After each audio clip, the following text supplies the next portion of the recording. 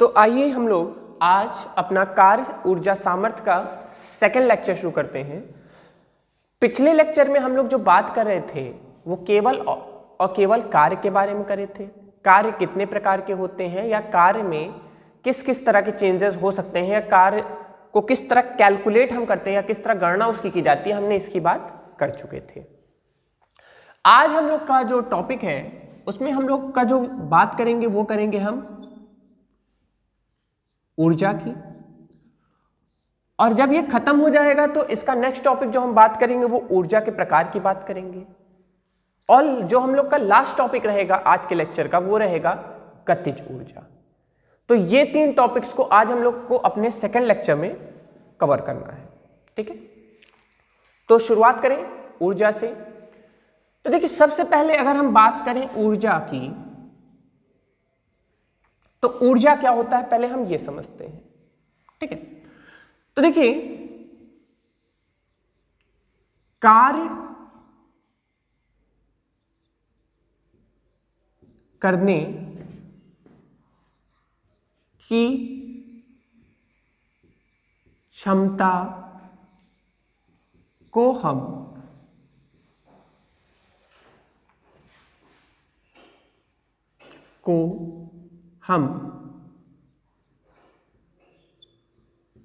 ऊर्जा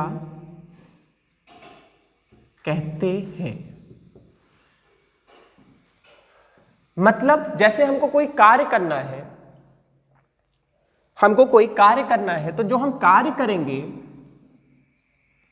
हमको कार्य करने के लिए क्या लगाना पड़ेगा, हमको ऊर्जा चाहिए। बिना ऊर्जा के हम कार्य नहीं कर सकते हैं। इट मीन्स दैट कि कार्य जब भी हम करेंगे तो हमको क्या चाहिए, ऊर्जा चाहिए, ठीक है। थोड़ा कंफ्यूजिंग सा है बट ये समझिए कि हमको कार्य करना है तो हमको ऊर्जा चाहिए। जैसे कहा जाता है ना कि ऊर्जा के बिना हम कार्य नहीं कर सकते। कार्य करेंगे तो हमको कुछ बल लगाना पड़ेगा और बल लगाना पड़ेगा तो कुछ विस्थापन होगा। एक दूसरे से थोड़ा कनेक्टेड इस तरह समझने की कोशिश करिए कि हमको जब भी कार्य करना होगा तो हमको क्या चाहिए, ऊर्जा चाहिए। इसका मतलब क्या है, इसका मतलब यह है कि जो कार्य होता है वह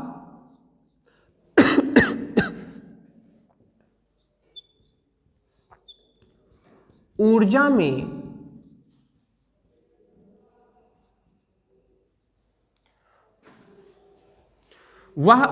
क्या होता है, वह ऊर्जा में स्थानांतरित होता है। क्या होता है,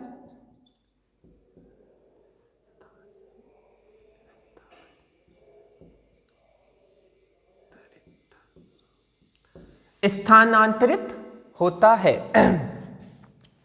ठीक है। अब देखिए कार्य जो होता है वो हमारा क्या होता है, गड़बड़ लिख जा रहा है बार बार।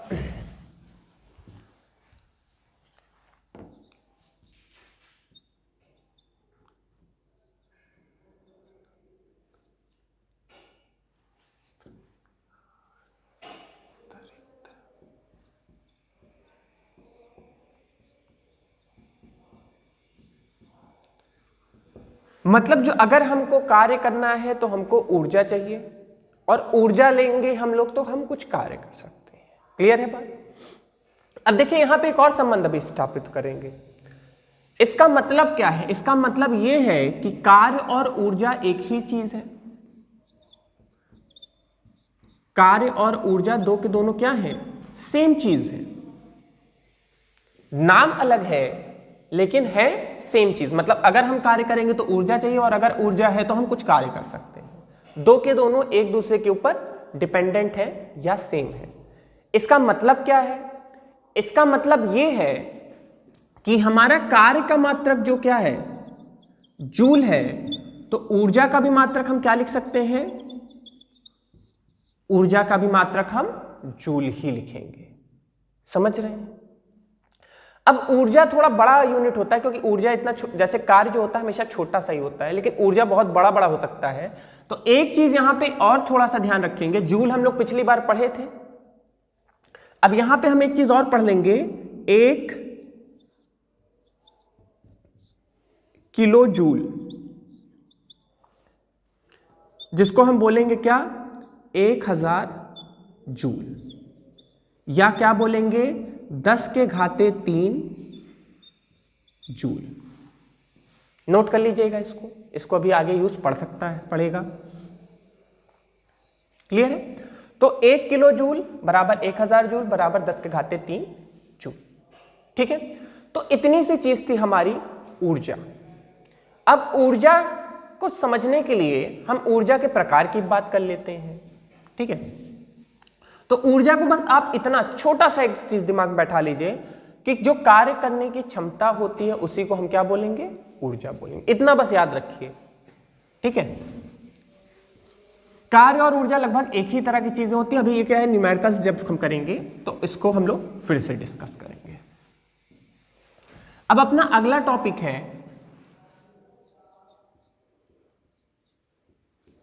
ऊर्जा के प्रकार।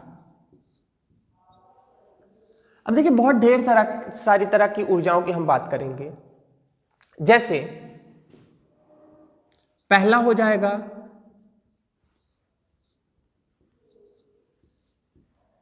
यांत्रिक ऊर्जा।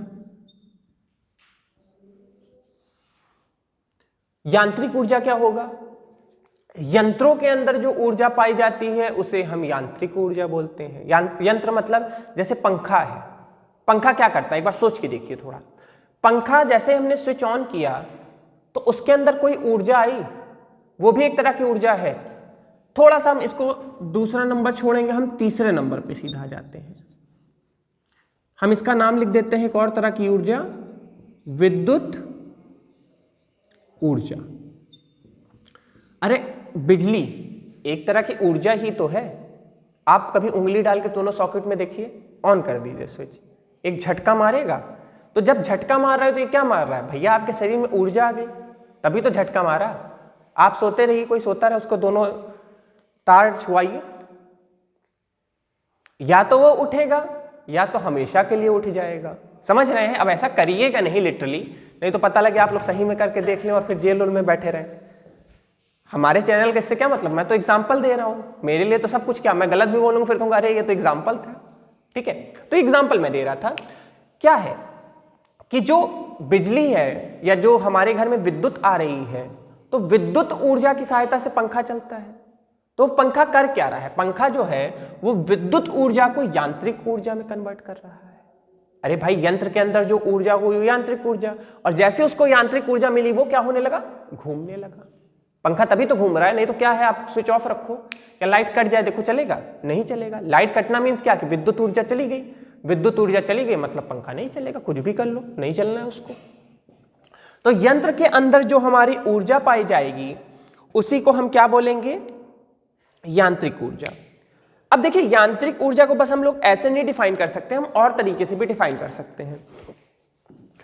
जैसे कोई पत्थर, आप जैसे हम छत के नीचे खड़े हैं, ठीक है, आप छत के ऊपर आए, कहीं सर आए हैं, बहुत पढ़ाते हैं, बहुत डांटते हैं, ऊपर से पत्थर गिरा देते हैं। ठीक है, एक पत्थर लिए, अब थोड़ा छोटा लीजिएगा लग सकता है, ठीक है, इतना बड़ा सा पत्थर, उसको आप छोड़ दिए, आपने फेंका नहीं, आपने बस उसको क्या किया, छोड़ दिया। अब जब वो पत्थर आप छोड़ेंगे ऊपर से नीचे तो क्या होगा, हमको लगेगा कि नहीं लगेगा, सोच के देखिए एक बार, इमेजिन करिए कि आप ऊपर खड़े हो, मैं ऊपर हूं, आप नीचे हो, मैं ऊपर हूं, मैंने पत्थर छोड़ दिया, लगेगा, डेफिनेटली लगेगा। क्यों? क्योंकि जब वो पत्थर नीचे आ रहा है तो उसके अंदर कुछ ऊर्जा आ रही है, किसके कारण, गुरुत्वाकर्षण के कारण। और जब वही गुरुत्वाकर्षण के कारण जब वो पत्थर आपको लगेगा तो आपको क्या लग जाएगा, चोट लग जाएगा। बात समझ रहे हैं? तो किसी भी वस्तु के अंदर जो ऊर्जा होती है उसको हम लोग एक तरह से यांत्रिक ऊर्जा के रूप में बोल सकते हैं। अभी इसको और हम डिफाइन करेंगे, बट अभी बस ये समझिए किसी भी वस्तु के अंदर जो कार्य हुआ, कार्य के कारण जो ऊर्जा हुई। अब कार्य, अब आप कहेंगे सर पत्थर में क्या कार्य हुआ, अरे भाई पत्थर ऊपर से नीचे आ रहा है तो उसके ऊपर कार्य कौन कर रहा है, गुरुत्वाकर्षण बल कर रहा है। तो जो गुरुत्वाकर्षण बल उस पर कार्य कर रहा है वो यांत्रिक ऊर्जा में बदल जा रहा है। अरे भाई यांत्रिक ऊर्जा और कार्य एक ही चीज तो है, तो ये यांत्रिक ऊर्जा हो गया। किसी भी वस्तु के अंदर जो ऊर्जा होती है उसको हम क्या बोलते हैं, यांत्रिक ऊर्जा। अगला सबसे बड़ी बात, बहुत कॉमन चीज है, प्रकाश। हमारे गली में एक प्रकाश रहता है, नाम वाला प्रकाश नहीं, बिजली वाला प्रकाश या सूरज वाला प्रकाश, या दूसरे टर्म्स में बोले रोशनी। आप सभी लोग वस्तुएं देखते हैं, दिन में भी अंधेरे में भी। अंधेरे में क्या है, टॉर्च जला के देखते हैं, मोमबत्ती जला के देखते हैं, माचिस जला के देखते हैं। तो जब भी हम किसी वस्तु को देखते हैं तो हमको वस्तु देखने के लिए कुछ प्रकाश चाहिए। बिना प्रकाश के हमको कुछ दिखेगा नहीं। सूरज अगर यहाँ पे नहीं होता तो यहाँ पे चारों तरफ अंधेरा होता है, या आप देखिए बादल होता है तो अंधेरा अंधेरा फील होता है कि नहीं होता है। तो जिस ऊर्जा की सहायता से हम वस्तुओं को देखते हैं उसे हम कौन सी ऊर्जा बोलते हैं, प्रकाश ऊर्जा बोलते हैं। बोलो बात समझ में आ रही है कि जिस ऊर्जा की सहायता से हम वस्तुओं को देखते हैं ऐसी ऊर्जा को हम क्या बोलते हैं, प्रकाश ऊर्जा बोलते हैं। तो इसके उदाहरण आप लोग बहुत ढेर सारे लिख सकते हो, बल्ब, सूरज, मोमबत्ती, कुछ भी लिख डालिए, ये सब इसी के एग्जाम्पल्स हैं। ठीक है, अगला हमने लिया विद्युत ऊर्जा। तो जिस ऊर्जा की सहायता से विद्युत यंत्र चलते हैं, विद्युत यंत्र समझते हैं जैसे टीवी, रेफ्रिजरेटर और मोबाइल, पबजी गेम कैसे खेलते हैं, फोन पे ही खेलते हैं, बिना चार्ज करे खेल सकते हैं फोन को। फोन बंद रहे, स्विच ऑफ रहे, डिस्चार्ज रहे, खेल के दिखाइए तो जाने, नहीं खेल सकते हैं। आजकल तो लड़कियां भी खेलने लगी हैं, मुझे कई बार पता लगा। अच्छी बात है, कोई बुराई नहीं है, राइट टू इक्वलिटी हम लोग के देश में है। तो लड़कों से कम थोड़ी है लड़कियां। लड़के 1 घंटा खेलेंगे, हम 2 घंटा खेलेंगे, सही है। कंपटीशन इसी चीज में तो होना चाहिए, पबजी में। ठीक है, तो विद्युत ऊर्जा क्या है भैया कि विद्युत यंत्र जब चलता है तो जिस ऊर्जा की आवश्यकता होती है उसे हमने कौन सी ऊर्जा बोल दी, विद्युत ऊर्जा।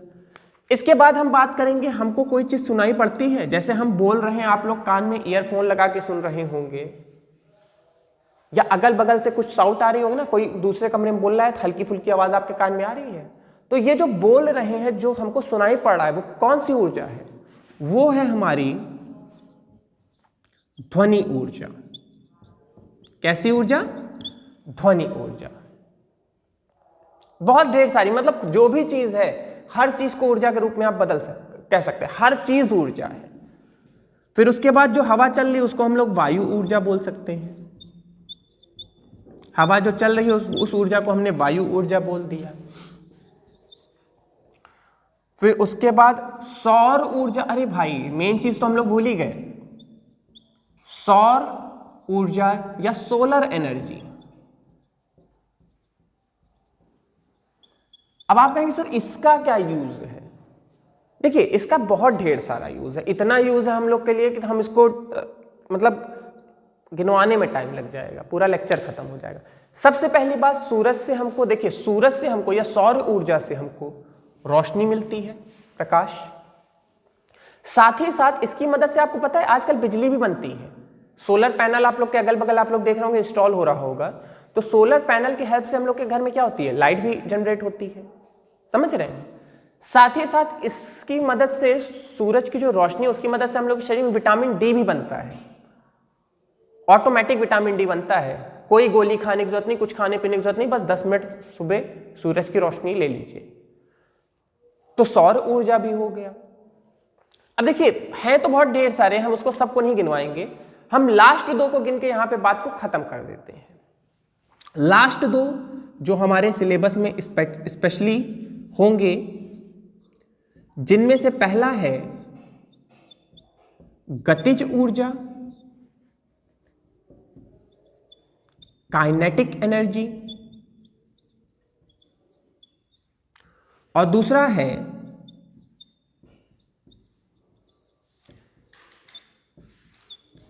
स्थितिज ऊर्जा।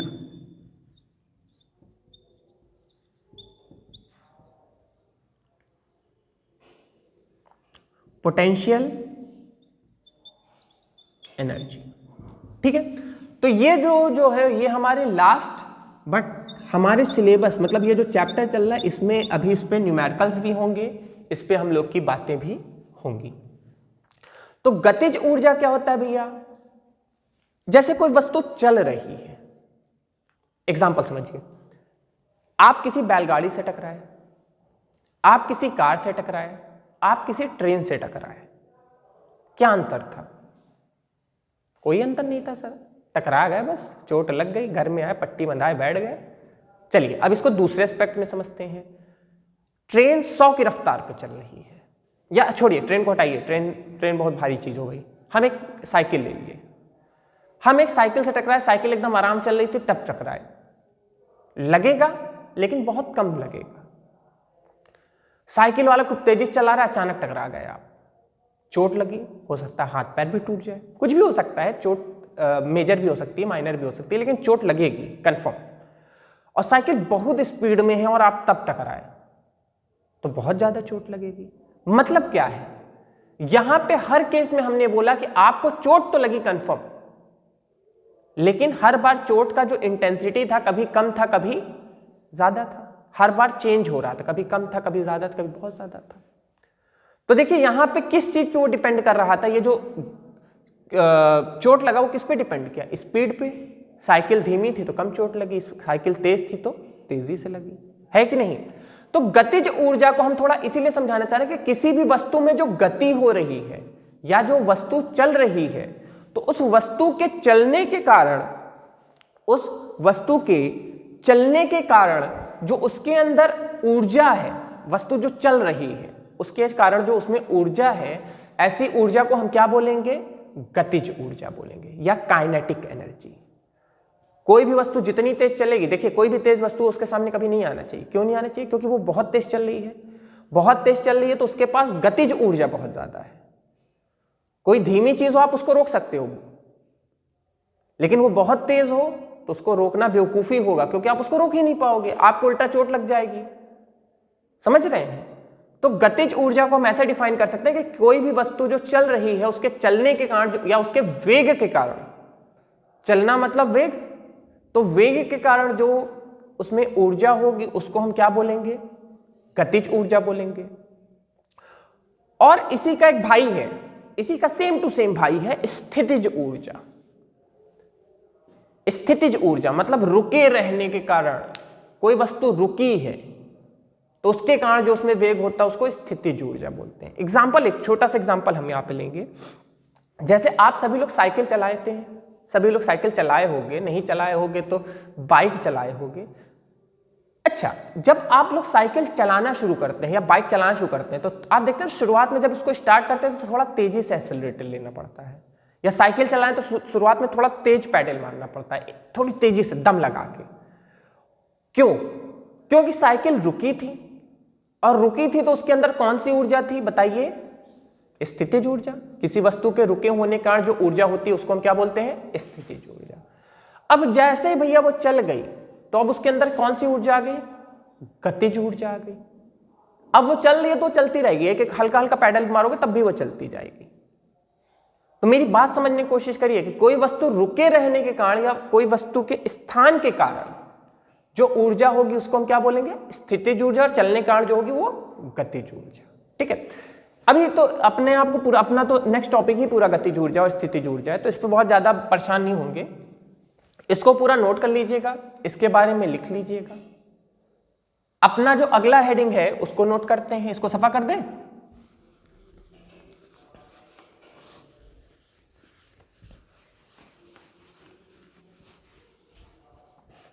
अपना जो अगला हेडिंग है भैया वो है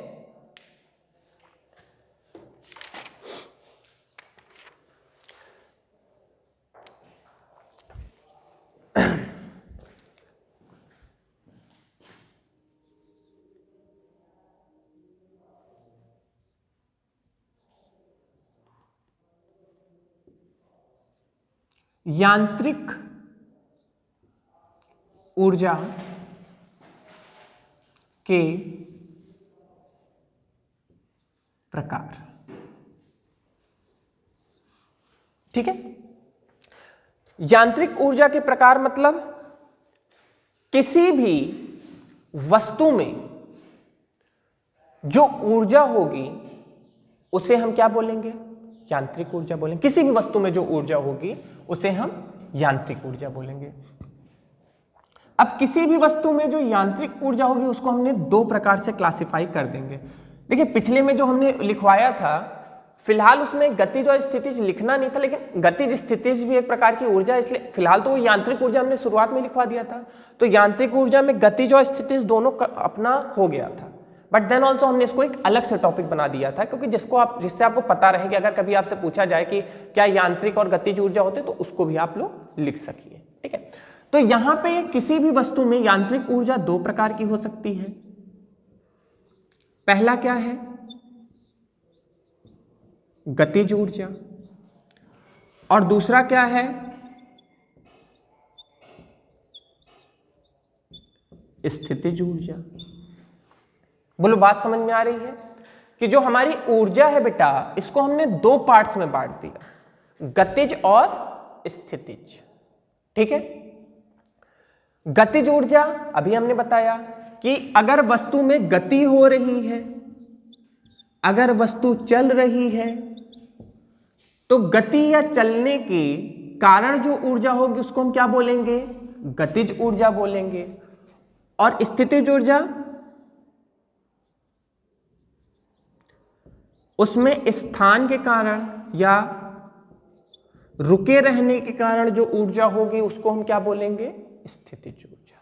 क्लियर है कि गति है, चल रही है तो गतिज ऊर्जा, रुकी है, स्थान है तो स्थितिज ऊर्जा। तो इरेज कर दें इसको भी, नोट कर लीजिएगा इसको। अगला टॉपिक,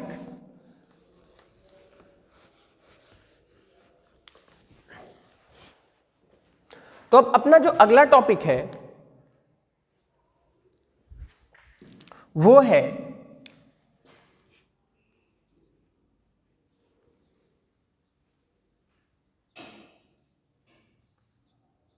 गतिज ऊर्जा।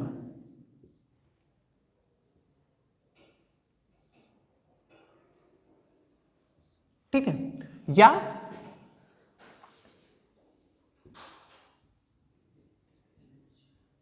Kinetic energy. तो सबसे पहले इसकी परिभाषा देख लें।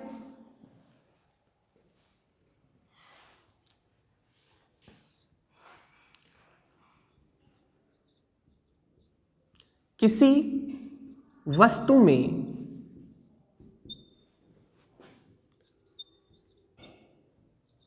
उसकी गति के कारण, उसकी गति के कारण कार्य करने की जो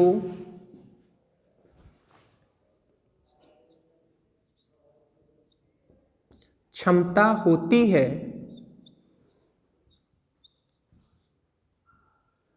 कार्य करने की जो क्षमता होती है, उसे हम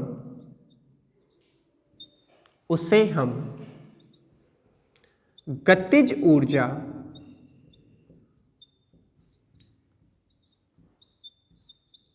कहते हैं। उसे हम कौन सी ऊर्जा कहते हैं, गतिज ऊर्जा। मतलब जैसे गाड़ी चल रही है, वो चल रही है तो उसमें गति हो रही है, और गति करने के कारण देखो अब वो कार्य तो कर ही सकती है ना। जैसे कोई वस्तु को बड़ी सी चीज आ जाए तो उसको टकरा के उसको तोड़ सकती है, तो उसकी गति के कारण जो उसके पास कार्य करने की क्षमता उत्पन्न हो गई है, कार्य करने की। देखो हम अभी भी इसको क्या कर रहे हैं, कार्य से कनेक्ट कर रहे हैं, क्योंकि ऊर्जा किसी मतलब का नहीं है। आपके पास बहुत ऊर्जा लेकिन आप कुछ कर ही ना सको। पहले एक शक्तिमान आता था, देखते होंगे, तो शक्तिमान के पास बहुत ऊर्जा है, बहुत ताकतवर आदमी है, लेकिन वो कुछ कर ही ना सके। तो क्या मतलब, आपके पास बहुत पैसा है, आप बहुत रईस आदमी है, लेकिन आप कुछ कर ही ना सके, तो उस पैसे का क्या मतलब। कहा जाता है ना कि आपके पास ऊर्जा है लेकिन आप कोई कार्य ही ना कर सकिए। तो इसी तरह इसको हमने यहां पे क्या बोला कि उसकी गति के कारण कार्य करने की जो क्षमता होगी उसी को हम क्या बोलेंगे, गतिज ऊर्जा। मतलब ऊर्जा है लेकिन हम ऊर्जा कुछ नहीं करेंगे, ऊर्जा की सहायता से हम कार्य ही कर सकते हैं और कुछ नहीं कर सकते। बोलो क्लियर है, इसको नोट कर लीजिए। एग्जाम्पल, जैसे अब हम कुछ एग्जाम्पल देखते हैं। जैसे कि कोई कार है,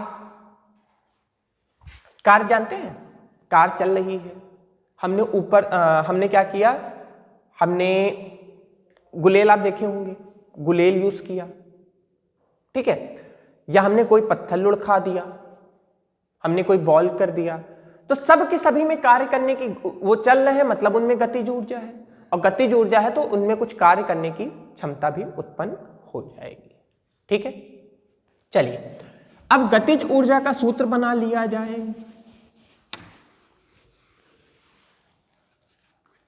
चलिए, तो यहां पे हमने एक वस्तु लिया, ये जो वस्तु है इस पे जब हम बल लगाते हैं, इस पे जब हम कुछ बल लगाते हैं तो इसमें कुछ वेग उत्पन्न होता है, इसमें एक वेग उत्पन्न होता है v, और वेग जब v उत्पन्न होता है तो इसमें विस्थापन कितना होता है, s। देख लीजिए, पहले समझ लीजिए, कोई वस्तु है उस पे हम बल लगाते हैं, बल लगाते हैं तो उसमें v वेग उत्पन्न होता है, और v वेग उत्पन्न होता है तो वो s दूरी तक विस्थापन करता है। ठीक है, तो अब हमको क्या करना है, इसका व्यंजक निकालना है कि हम काइनेटिक या गतिज ऊर्जा को हम कैसे कैलकुलेट करेंगे। तो अब देखो यहां पे कुछ चीजें और लिख लेते हैं। मान लो वस्तु का द्रव्यमान m kg है, m kg है। ठीक है, अब हम यहां पे गति समीकरण का द्वितीय व्यंजक लगा देते हैं। गति समीकरण का द्वितीय व्यंजक क्या था, v² बराबर u² प्लस 2as। ठीक, द्वितीय तृतीय में कभी कभी कंफ्यूजन होता है, मान लेते हैं द्वितीय तृतीय, या गति का समीकरण लगा देते हैं। अब सही है, गति का हम समीकरण लगा देते हैं। अब देखिए यहां पे लगा के क्या होगा, थोड़ा समझने की कोशिश करते हैं। जो वस्तु थी पहले ये किस अवस्था में थी, रुकी हुई थी। जब हमने इस पे बल लगाया तो ये कैसी थी, रुकी हुई थी, और रुकी हुई थी तो इसका प्रारंभिक वेग कितना था, 0 मीटर पर सेकेंड। बोलो होगा कि नहीं होगा, जब कोई चीज रुकी होती है तो वो 0 होती है, तो यहां u का मान कितना हो गया, 0 हो गया।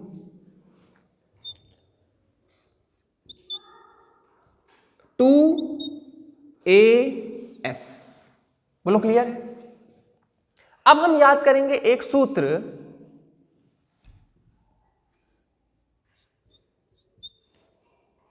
F बराबर क्या होता है, बल का सूत्र यही होता है, F बराबर ma। इसको थोड़ा इधर लिखते हैं, हम इसको थोड़ा ऐसे लिख सकते हैं, A बराबर F upon m।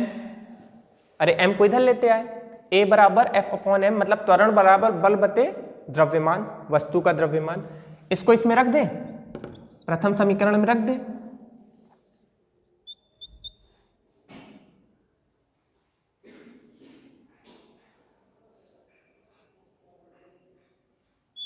To A की जगह क्या हो गया, F upon m into s बराबर ये।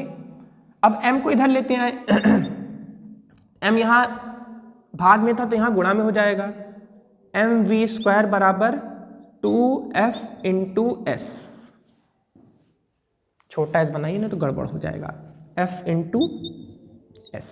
ठीक है, 2 को भी इधर लेते आए, तो 2 को भी इधर लेता है तो ये हो जाएगा half mv² f into s। बोलो सही है। यहां पे बीच में एक बंटवारा की रेखा खींच देते हैं। ठीक है, अब इसको इधर ले आते हैं। जो f और s है, अभी थोड़ी देर पहले याद करो हम लोग जब कार्य पढ़ रहे थे तो कार्य यही था ना, कार्य बराबर बल गुणे विस्थापन, था कि नहीं था, कार्य बराबर बल गुणे विस्थापन। तो बल गुणे विस्थापन को हम लोग कार्य लिख सकते हैं, इसको W कर सकते हैं, हाफ mv² बराबर W। इसको इधर उधर कर दें तो W बराबर हाफ mv²। और यही तो हमें चाहिए था, कार्य करने की जो क्षमता होती है उसी को हम क्या बोलते हैं, ऊर्जा बोलते हैं। तो हम इसको ये भी तो लिख सकते हैं, कार्य बराबर गतिज ऊर्जा। मतलब W की जगह हम क्या लिख सकते हैं, KE मतलब काइनेटिक एनर्जी, इसी को शॉर्ट फॉर्म में ऐसे लिख देते हैं हम लोग, KE गतिज ऊर्जा को हम लोग काइनेटिक एनर्जी लिख देते हैं। तो KE बराबर ½ mv², और यही हमारा क्या है, गतिज ऊर्जा का निकालने का सूत्र है। क्लियर है? नोट कर लीजिएगा, सही से समझ लीजिएगा। अगर इन केस कभी फ्यूचर में ये चीज आपके पास आए तो आप लोग ये चीज इसको सॉल्व कर सकिए। क्लियर है?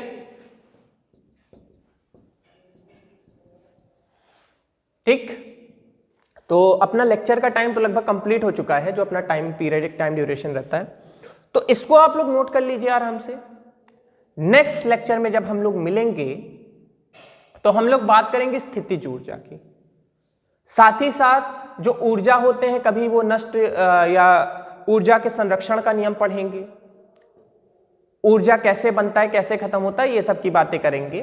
तो नेक्स्ट लेक्चर में हम लोग के इन चीजों की बात होनी है। ठीक है, एक चीज यहां कर लीजिएगा, इसका मात्रक क्या होगा बेटा, बताइए? न्यूटन होगा, विस्थापन होगा, जूल होगा कि क्या होगा? जूल होगा ना। अरे आपको बताया गया है कि जो हमारा कार्य है या जो हमारा ऊर्जा है, दो के दोनों का मात्रक सेम होता है। ठीक है, तो ठीक है, आज यहीं पे फिर हम लोग अपनी क्लास खत्म करते हैं। नेक्स्ट क्लास में मिलेंगे जहां पे हम लोग बात करेंगे स्थितिज ऊर्जा की।